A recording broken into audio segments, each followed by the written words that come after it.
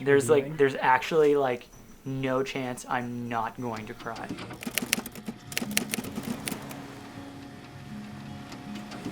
Dear Lizzie, when I first met you, I was dressed as a superhero, and some might have said slightly intoxicated. I remember thinking that I hope this girl gets added to our frosh group because that is the most beautiful girl I've ever seen.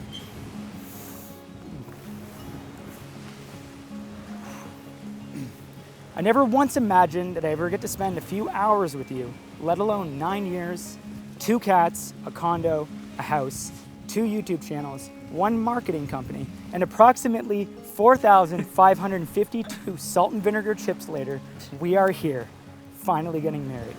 Which to many of my friends was far too long to wait based on the quality of the woman that you are. So, let's talk about those qualities. I was intimidated by you at first because of your well-formed and educated opinions and for what you stood for. When you see inequality in the world, you're not willing to just let it be, and you're not afraid to use your gifts and your voice to speak out against it. I admire and I applaud that strength. And also, let's just take a minute to appreciate how badass your life's mission is, to inspire the next generation of creators, entrepreneurs, and especially young women. Specifically this line in your Why I'm a Creator video in 60 seconds. I put myself out there so people can point at me through a screen and say I can do it because she is doing that. It's so powerful. You inspire thousands around the world, and that goes beyond the internet. People who meet you in person are inspired by you because you are a force. You have the voice of an angel, the way to string words together like a best-selling novelist, the vocabulary of a world traveler, and the photogenic eye matched to that of Annie Leibovitz. You have the best judge of character. Your ability to see people, their intention, and for who they truly are is a gift. The joke has always been that any new friend has to get approval from you first before coming into our lives.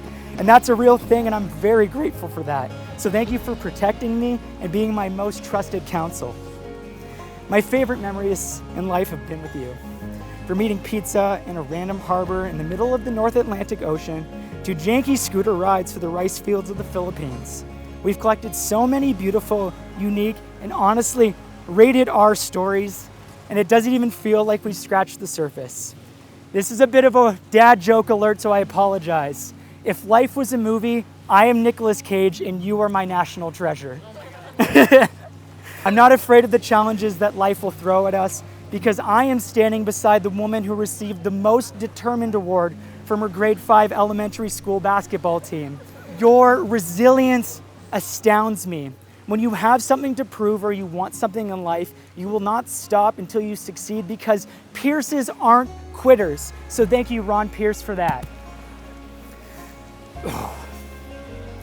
All these qualities and gifts have changed something inside of me. You've made me appreciate the nameless moments, like a cup of coffee overlooking Georgian Bay on a misty morning. You've shown me that having 5 really close friends is better than having 100 acquaintances. You've helped dismantle my ego and rebuild my compassion, and taught me how to empathize with people that I may not once have understood. I've learned to prioritize the people that matter to me, even when it's not convenient. You've made me realize that I am not my work and that life can be fun.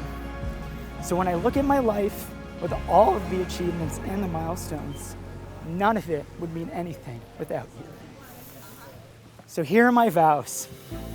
I vow to be your teammate through everything, to stand up for you, to support your dreams, to build a family, to make you laugh at a minimum of once every 6 months, to equally share the responsibilities of being a parent, to not just being a presence, but to being present, to protect the Bobs because a happy cat is a happy Lizzie, to always have an open heart, to removing the spiders or the silverfish from the bathroom, to be silly with you, to always keep the Nook available to you when you need it, to be your counsel when requested, to not try to fix, but just to listen so that you are heard, to traveling to all the weird parts of the world, including Chernobyl, I'm sorry, Jackie, and to comfort and take care of you when you're sick, to be a feminist alongside of you, and to always say, I love you. So as promised,